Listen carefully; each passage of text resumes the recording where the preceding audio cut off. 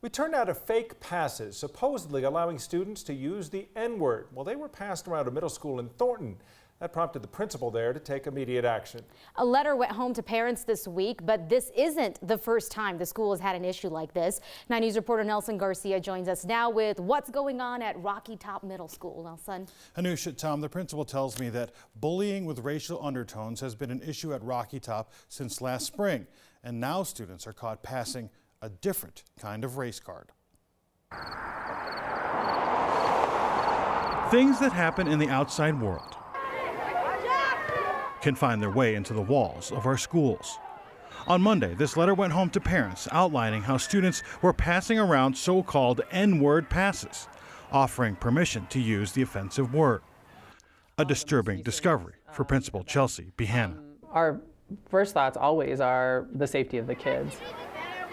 She says they were passed along 7th and 8th grade. The number of kids who saw the N-word passes was somewhere around 20. The number of students who passed it from here to here, I can't really say, you know. And that's the problem. The solution, she believes, is to take the issue head on. So we have to talk about race in order to diminish the number of hate crimes. So every family at Rocky Top Middle School in Thornton received this letter, which offers organizations and resources to help kids understand why the N-word is wrong. You're not a bad person, you just don't know what you don't know. You need to condemn this language to make sure that people understand it is not acceptable.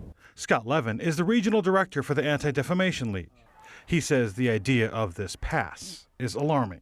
Oh, I was just so disappointed when I saw that. It was just painful to see, and what was clearly a child's handwriting, something that could be so awful. But he applauds what the principal is doing.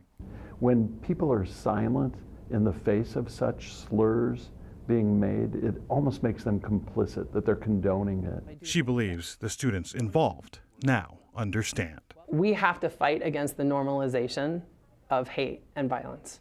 That's our Principal Behanna says certain students did receive disciplinary consequences, and she also plans to have them make reparations to the school community in some way.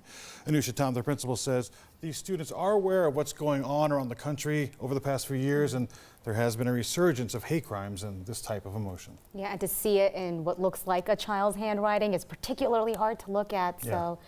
It's a hard lesson to learn and a hard thing to look And see sadly, happen. might be a way to make them more aware of what that all means. We'll see. That's what the school's trying to do, take advantage of the situation. Right. Thanks, Nelson. You're welcome.